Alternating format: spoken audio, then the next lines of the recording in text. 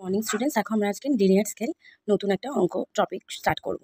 দেখো এখানে primary division দিয়েছে 1 কিলোমিটার, সেকেন্ডারি ডিভিশন দিয়ে দিয়েছে 250 মিটার এবং আরএফ দিয়ে দিয়েছে 45,000। ঠিক আছে, স্টেপ 1 আমরা কি করেছি দেখো, এখানে 4টে স্টেপ হবে।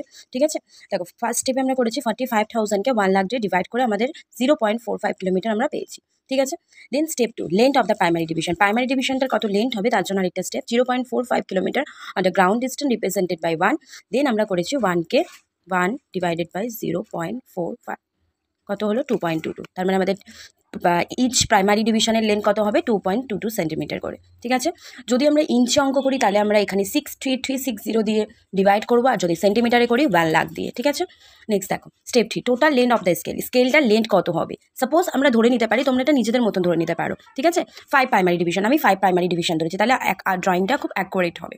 ঠিক আছে, টোটাল লেন্থ দিয়েছে দেখো 5 into primary division, each primary division যত বেরিয়েছে তত করে। ঠিক আছে, ইন্টু করলে মাল্টিপ্লাই করলে 11.10 centimetre. Next step 4 number of the secondary division. Secondary division আমরা কটা করতে চাইছি। ঠিক আছে, value of primary division, primary ডিভিশনের ভ্যালু কত ছিল দেখো অঙ্কতে 1 কিলোমিটার। 1 কিলোমিটার থেকে মিটারে ট্রান্সফার করলে কত হবে 1000 metre by value of the secondary division দিয়ে দিয়েছে 250 মিটার, তার মানে ডিভাইড করলে কত হবে 4টি। ঠিক আছে, এবারে আমরা ড্রয়িংটা করব।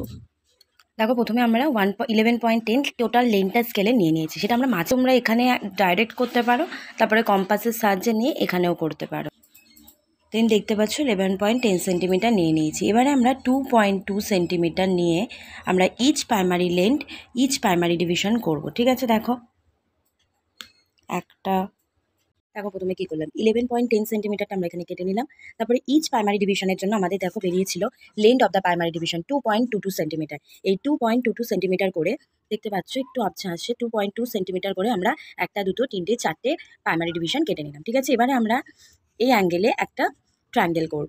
এবার দেখো আমরা সেট স্কোয়ার বসিয়ে, ঠিক আছে, আমরা প্রথমে লাস্ট লাইনটা টেনে নেবো, তারপরে সেট স্কোয়ার বসিয়ে তার সমানে প্যারালালি এই লাইনগুলো টেনে নেবো। ঠিক আছে, দেখো প্রথমে এই লাইনটা টানলাম, তারপরে এটার বসিয়ে এর প্যারালালি সেট স্কোয়ারটা আমার কাছে নেই, তাই তোমরা সেট স্কোয়ার অবশ্যই ইউজ করবে। সেট স্কোয়ার বসিয়ে এটা এরকমভাবে টেনে নেবো। দেখতে পাচ্ছ আমাদের লিনিয়ার স্কেল এখনও রেডি না। এবারে আমরা করব সেকেন্ডারি ডিভিশনের পোর্শনটা। ঠিক আছে, তার জন্য আমরা এখানে স্ট্রেটভাবে একটা লাইন টেনে নেবো।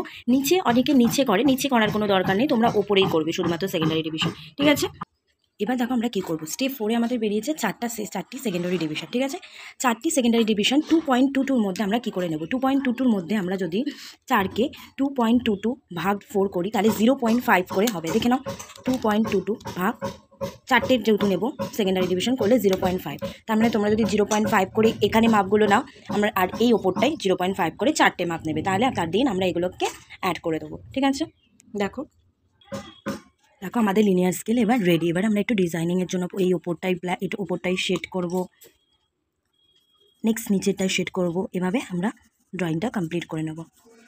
ঠিক আছে, এখানে আমরা আরএফ লিখবো। আমাদের আরএফ কত ছিল 1:45,000। ঠিক আছে, নেক্সট এখানে আমাদের এটা আমরা কি লিখবো, এটা আমাদের সেকেন্ডারি ডিভিশন, এটা লিখে দেবো সেকেন্ডারি,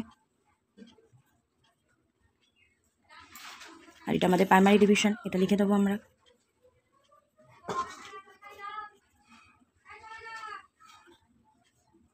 ঠিক আছে, এবার আমরা এখানে লিখবো 0, 1, 2, এখানে 1, 2, 3, 4 কিলোমিটার, যেহেতু কিলোমিটারে ম্যাথ হচ্ছে।